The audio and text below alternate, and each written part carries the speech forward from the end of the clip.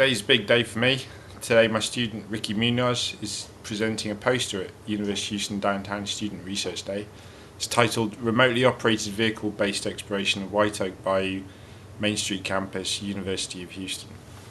So he's going to be presenting that today. I'm pretty excited. It's the first student I've ever had who's presenting a poster.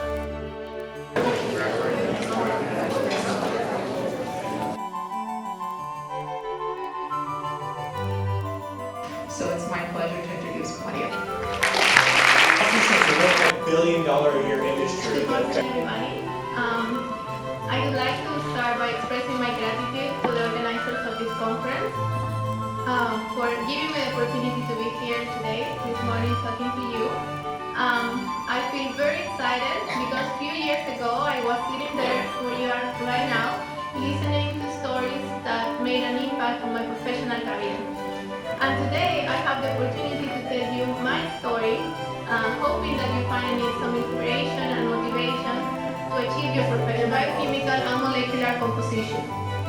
We were so lucky to present our work at a student research conference like this one at UHD, and also other local conferences such as the American Society for Microbiology Texas branch, which takes place every year in the spring at Muñoz. I'm very glad and very excited to introduce to you 7 presentations, oral presentations.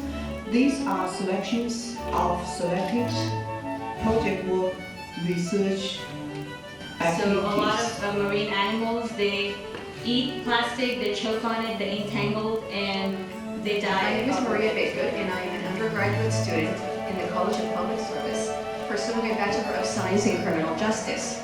The College of Public Service encourages its students to participate in what is called field experience.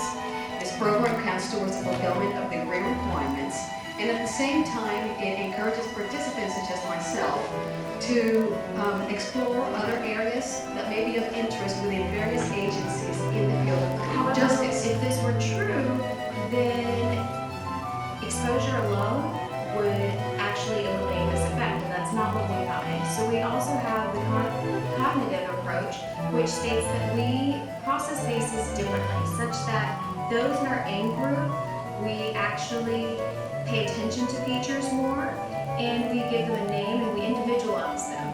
And those in our out group, we actually categorize them, we have a tendency to categorize them and say that they are like Hispanic female versus our in-group who we might say this is Susan. Using this model, scientists have discovered that those who came into positions of power with a high level of moral identity tend to use that power for good, whereas those who enter with a low level of moral identity tend to use their power for selfish. So why did this happen? What nuance of human moral judgment caused those who felt without power to lash out and kill a helpless prisoner? We have a few ideas, and we're planning to test them in the lab to determine which one can explain. So here's a comparison between the 3 groups, our study and Baird et al. And Russell et al.'s. As you can see, the meiosis laser me split, as I mentioned, occurred 36 million years ago, and Baird et al.'s study showed that it occurred 33 million years ago, so still kind of similar. And then here at the bottom, you can see all of our conclusions on the date of colonization. So we're concluding 4.1 million years as the primary dispersal event. And just to recall, Baird et al. Concluded 1 million years, and Russell et al. Concluded 10,000. So these two are quite close to each other, but this one seems pretty far out there for the first date of colonization. So here's a little geographic map showing Hawaii and the dates that the islands originated. So it's good to make sure that the islands were actually present during this time, because we're saying that it occurred 4.1 million years ago. What if the islands weren't there? So in fact, Hawaii was there 5.1 million years ago, so it is possible that the first dispersal event occurred 4.1 million years ago.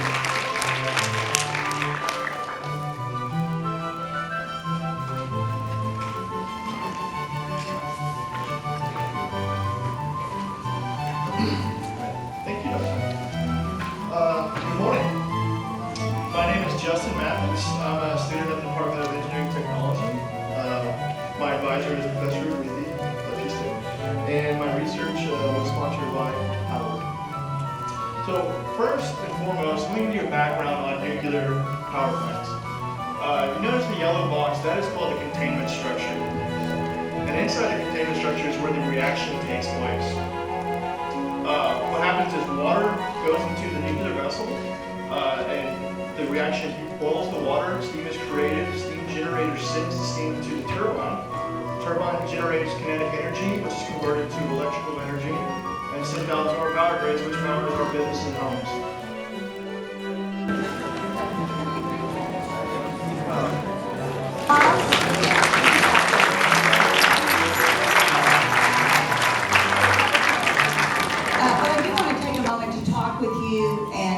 Again, to just congratulate all of the research faculty that continue to do yeoman's work to make our undergraduates really prepared for whatever career they want to get into. We hope it's research, but not everybody. You can work in another field also, but we really very impressive. All right, say cheese.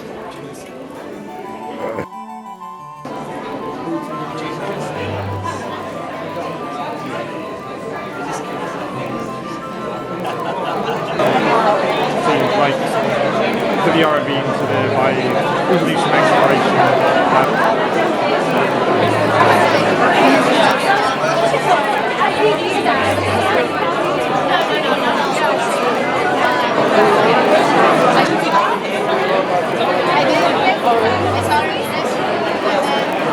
We'll go with the a little bit longer, and it's not, it's not a problem.